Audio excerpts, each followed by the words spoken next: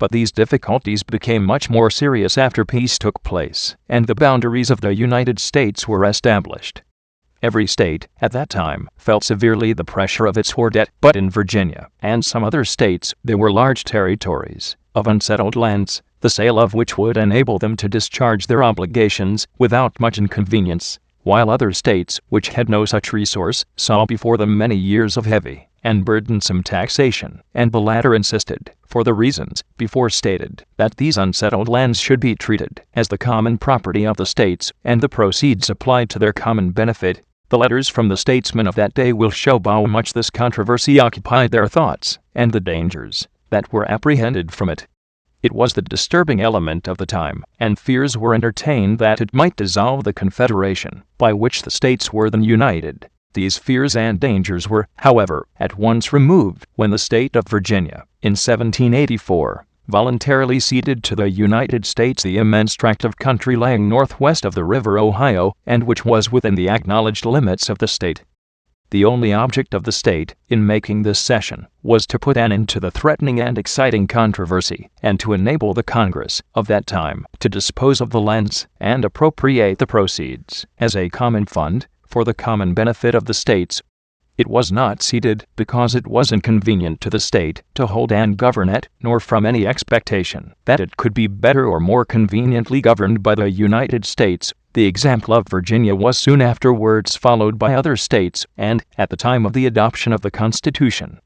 all of the states, similarly situated, had ceded their unappropriated lands, except North Carolina and Georgia. The main object for which these cessions were desired and made was on account of their money value, and to put an end to a dangerous controversy as to who was justly entitled to the proceeds when the land should be sold.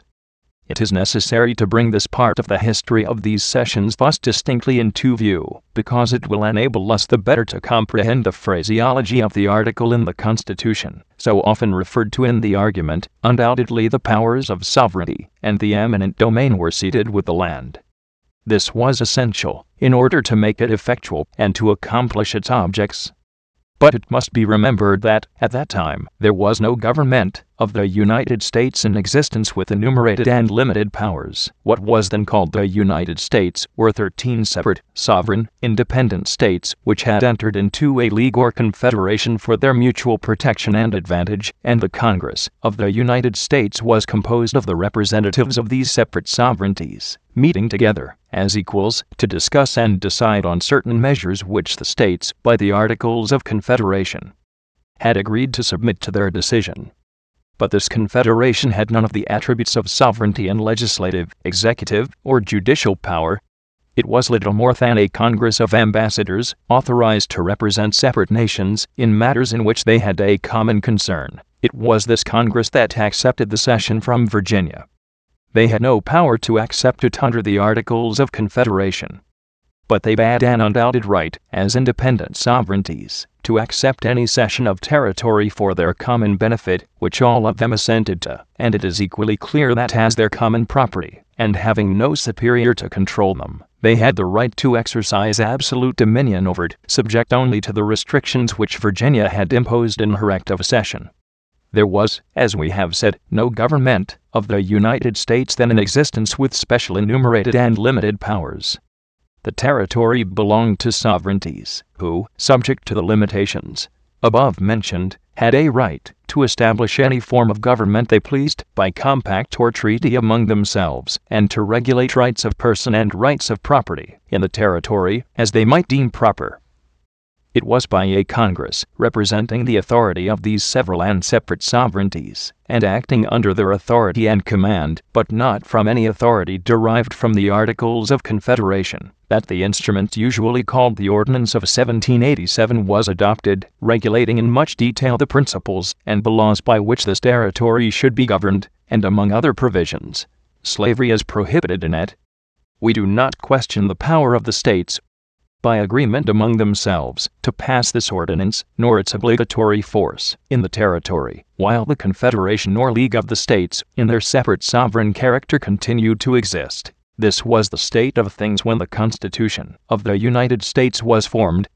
The territory ceded by Virginia belonged to the several confederated states as common property, and they had united in establishing in it a system of government and jurisprudence in order to prepare it for admission as states according to the terms of the cession.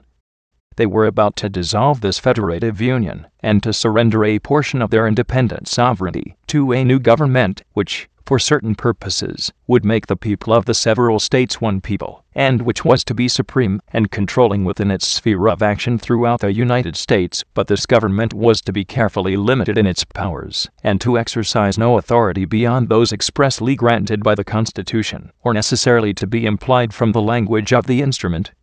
and the objects it was intended to accomplish. And, as this League of States would, upon the adoption of the new government, cease to have any power over the territory, and the ordinance they had agreed upon be incapable of execution, and a mere nullity, it was obvious that some provision was necessary to give the new government sufficient power to enable it to carry into effect the objects for which it was seated,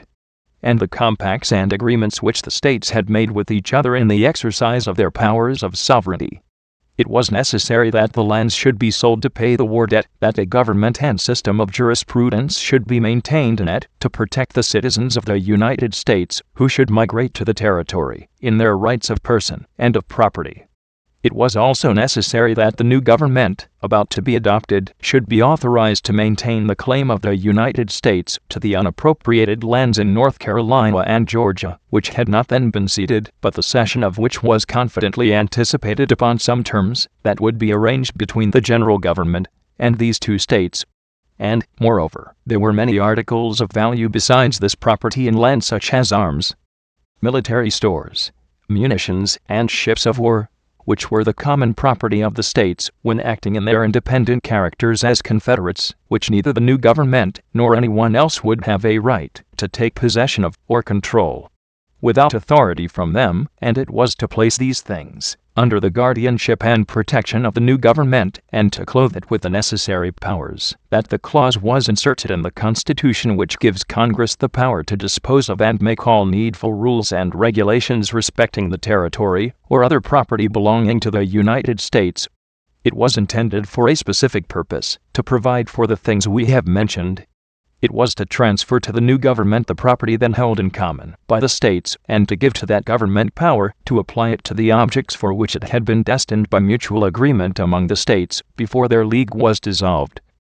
It applied only to the property which the states held in common at that time, and has no reference whatever to any territory or other property which the new sovereignty might afterwards itself acquire. The language used in the clause, the arrangement and combination of the powers, and the somewhat unusual phraseology it uses when it speaks of the political power to be exercised in the government of the territory, all indicate the design and meaning of the clause to be such as we have mentioned. It does not speak of any territory, nor of territories, but uses language which, according to its legitimate meaning, points to a particular thing. The power is given in relation only to the territory of the United States, that is, to a territory then in existence, and then known or claimed as the territory of the United States. It begins its enumeration of powers by that of disposing, in other words, making sale of the lands, or raising money from them, which, as we have already said, was the main object of the cession, and which is accordingly the first thing provided for in the article. It then gives the power which was necessarily associated with the disposition and sale of the lands, that is, the power of making needful rules and regulations respecting the territory. And whatever construction may now be given to these words, every one, we think, must admit that they are not the words usually employed by statesmen in giving supreme power of legislation. They are certainly very unlike the words used in the power granted to legislate over territory which the new government might afterwards itself obtain by cession from a state, either for its seat of government, or for forts, magazines, arsenals, dockyards, and other needful buildings.